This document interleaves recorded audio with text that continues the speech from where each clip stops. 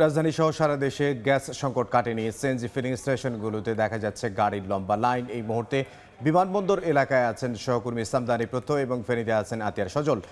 সরাসরি তাদের কাছে যাব। শুরুতেই যাব সামদানির কাছে।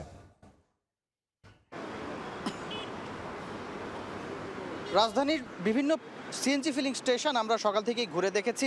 অধিকাংশ সিএনজি ফিলিং স্টেশন এই সংকট ও ভোগান্তির চিত্র কিন্তু অভিন্ন। এই মুহূর্তে আমরা রাজধানীর এয়ারপোর্টের একটি সিএনজি ফিলিং স্টেশনে আছি।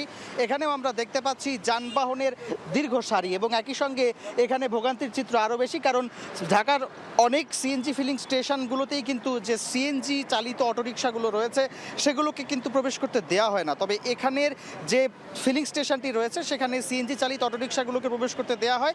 তারা যেহেতু তাদের জীবিকা নির্বাহ করে থাকেন তাদের এই বাহনটির মাধ্যমে, সেহেতু এটিতে জ্বালানি থাকা অত্যন্ত প্রয়োজন। তবে সেই জ্বালানি চাহিদাটুকু তারা পর্যাপ্ত পরিমাণে না পাওয়ার কারণে তাদের রুজি রোজগারে বেশ প্রভাব পড়ছে। একই সঙ্গে আমরা দেখেছি সকাল থেকে অনেকে মধ্যরাত থেকে অপেক্ষা করেছেন, অনেকে সকাল থেকে অপেক্ষা করেছেন। দীর্ঘ সময় ধরে অপেক্ষা করতে করতে অনেকেই অসুস্থ হয়ে পড়ছেন। আবার অনেকেই বলছেন যে যারা রাইড শেয়ারিং অ্যাপের উপরে যারা নির্ভরশীল তাদের কথা ছিল বা তাদের সঙ্গে আমরা কথা বলে জানতে পেরেছিলাম যে তাদের কর্মঘণ্টার বাইরে অনেক অতিরিক্ত সময় তাদেরকে কাজ করতে হচ্ছে।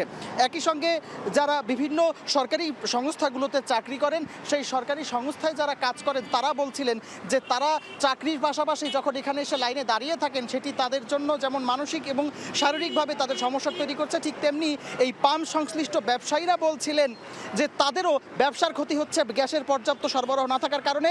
এই মুহূর্তে ফেনীতে রয়েছেন সহকর্মী আতিয়ার সজল, আমরা সরাসরি চলে যাচ্ছি তার কাছে। দেশব্যাপী যে গ্যাসের যে সংকট তা কিন্তু গত মাস জুড়ে ফেনীতে ছিল, কিন্তু সেটা কিছুটা সহনীয় থাকলেও গতকাল রাত থেকে সেটি পুরোপুরি বন্ধ হয়ে গিয়েছে বলে বলা চলে। আমরা কথা বলেছি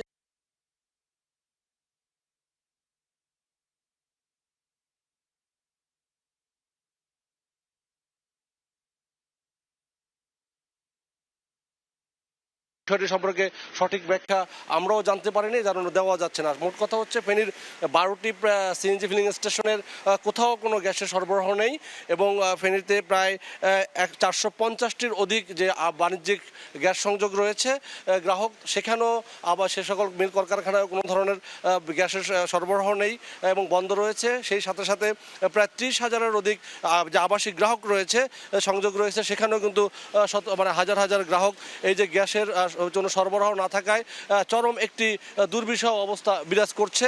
এবং আমরা দেখছি বিভিন্ন সিএনজি ফিলিং স্টেশনেতে যে গ্যাসের যে সরবরাহ না থাকায় গ্যাস দিতে পারছে না এবং সিএনজি চালিত যে সকল পরিবহন রয়েছে সে সকল পরিবহন কিন্তু অনেকটা পরিবহন শূন্য হয়ে গিয়েছে সড়ক, এবং যাত্রীরা সারা পথে পথে চরম একটি বিশৃঙ্খল পরিস্থিতি এবং তৈরি হয়েছে। কারণ বাখরাবাদ গ্যাস কোম্পানির সংশ্লিষ্ট কর্তৃপক্ষ তারা ফোনও বন্ধ করে রাখায় এটি আরও হতাশা বেড়েছে, যার কারণে সর্বত্রই কিন্তু গ্যাস নিয়ে একটি হাহাকার তৈরি হয়েছে পুরো জেলা জুড়ে।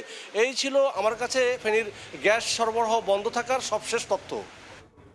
গ্যাস সংকট নিয়ে আমাদের সহকর্মীরা জানাচ্ছিলেন ফেনী থেকে আতিয়ার সজল এবং এর আগে বিমানবন্দর থেকে সামদানি প্রত্যয়।